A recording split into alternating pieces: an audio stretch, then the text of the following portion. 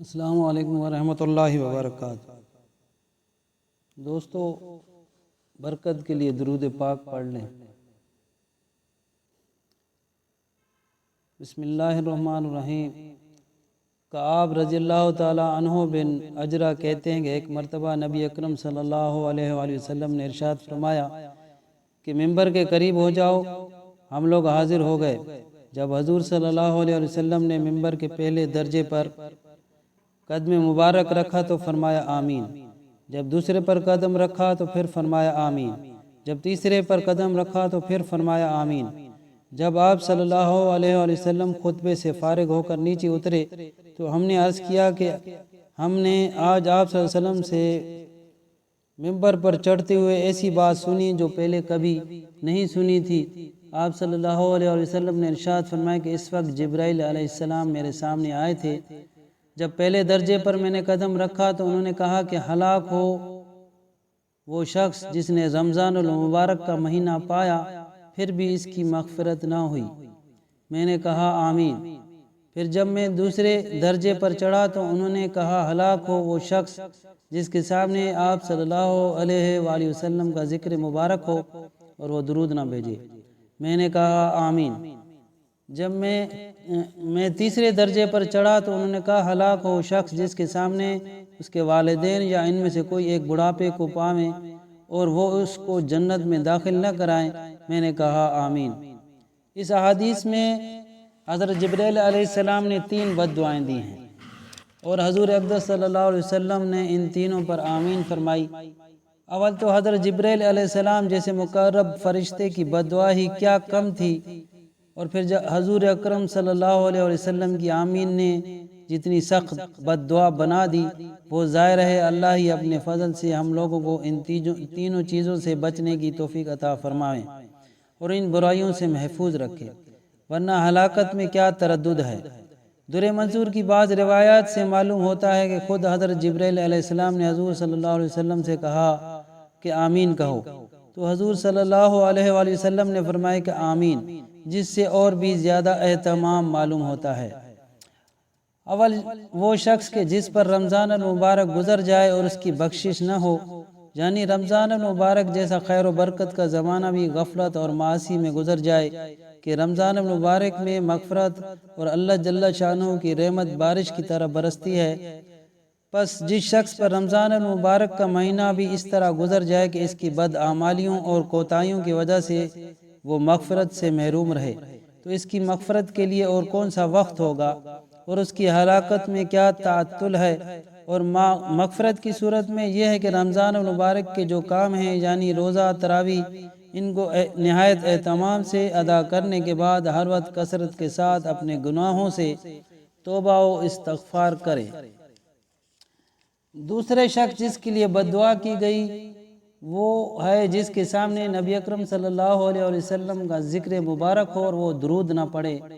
اور بھی بہت سی روایات میں یہ مضمون وارد ہوا ہے کہ اس کی وجہ سے بعض علماء کے نزدیک جب بھی نبی اکرم صلی اللہ علیہ وسلم کا ذکر مبارک ہو تو سننے والے پر درود شریف کا پڑھنا واجب ہے۔ احادیث بالا کے علاوہ اور بھی بہت سی وعیدیں اس شخص کے بارے میں وارد ہوئی ہیں جس کے سامنے حضور اکرم صلی اللہ علیہ وسلم کا تذکرہ ہو اور وہ درود نہ بھیجے۔ بعض احادیث میں اس کو شکی اور بخیل تر لوگوں میں شمار کیا گیا ہے، نیز جفاکار اور جنت کا راستہ بھولنے والا، حتیٰ کہ جہنم میں داخل ہونے والا اور بددین تک فرمایا ہے۔ یہ بھی وارد ہوا ہے کہ وہ نبی اکرم صلی اللہ علیہ وسلم کا چہرہ انور نہ دیکھے گا۔ محققین علماء نے ایسی روایات کی تعویل فرمائی ہو، مگر اس سے کون انکار کر سکتا ہے کہ درود شریف نہ پڑھنے والے کے لیے آپ کے ظاہر ارشادات اس قدر سخت ہیں کہ ان کا تحمل دشوار ہے، اور کیوں نہ ہو کہ آپ کے احسانات امت پر اس سے کہیں زیادہ ہیں کہ تحریر و تقریر ان کا احساء کر سکے۔ اس کے علاوہ آپ کے حقوق امت پر اس قدر زیادہ ہیں کہ ان کو دیکھتے ہوئے درود شریف نہ پڑھنے والے کے حق میں ہر وعید اور تنبیہ بجا اور موضوع معلوم ہوتی ہے۔ خود درود شریف کے فضائل اس قدر ہیں کہ ان سے محرومی مستقل بدنصیبی ہے۔ اس سے بڑھ کر فضیلت کیا ہوگی کہ جو شخص نبی اکرم صلی اللہ علیہ وسلم پر 1 مرتبہ درود بھیجے، حق تعالی جل شانہ اس پر 10 مرتبہ رحمت بھیجتے ہیں۔ نیز ملائکہ کا اس کے لیے دعا کرنا، گناہوں کا معاف ہونا، درجات کا بلند ہونا اور احد پہاڑ کے برابر ثواب کا ملنا، شفاعت کا اس کے لیے واجب ہونا وغیرہ وغیرہ امور مزید برآں۔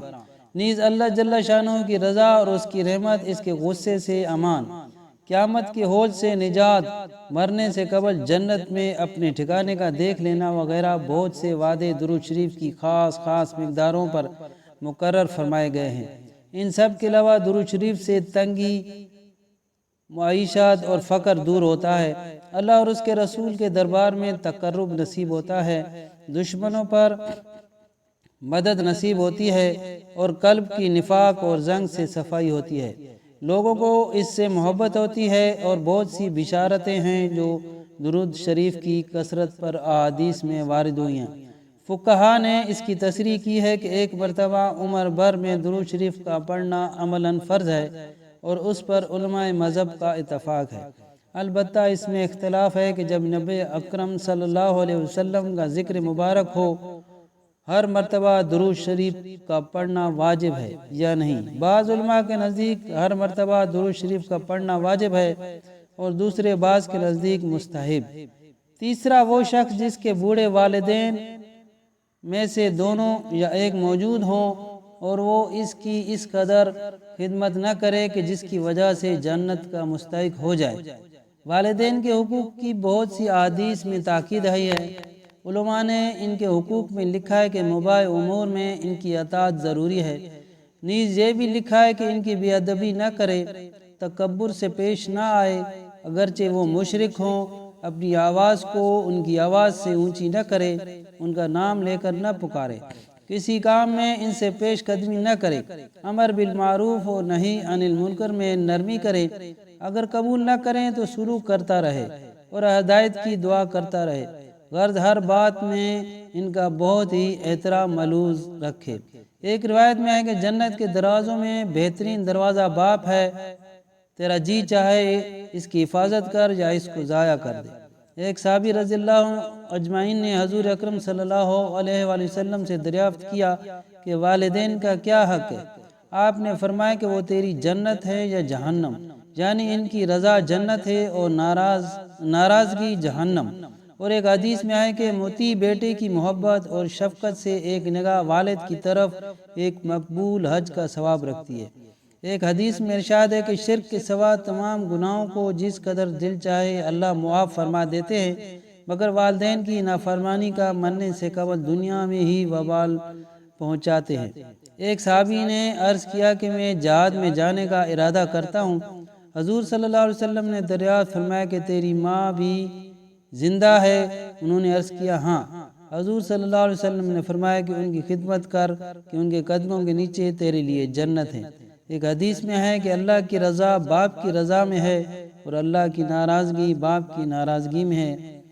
اور بھی بہت سی روایات میں اس کا اہتمام اور فضل وارد ہوا ہے۔ جو لوگ کسی غفلت سے اس میں کوتاہی کر چکے ہیں اور اب ان کے والدین موجود نہیں، شریعت مطہرہ میں اس کی تلافی بھی موجود ہے۔ ایک حدیث میں ارشاد ہے کہ جس کے والدین اس حالت میں مر گئے ہوں کہ وہ ان کی نافرمانی کرتا ہو تو ان کے لیے کثرت سے دعا اور استغفار کرنے سے مطیع شمار ہوتا ہے۔ اور ایک دوسری حدیث میں وارد ہے کہ بہترین بلائی باپ کے بعد اس کے ملنے والوں سے حسن سلوک ہے۔ بس بھائی دوستو اور بزرگوں، اللہ پاک سے دعا ہے کہ اللہ پاک ہم کو احادیث کو سمجھنے اور اس پر عمل کرنے کی توفیق عطا فرمائے۔ وما علینا الا البلاغ۔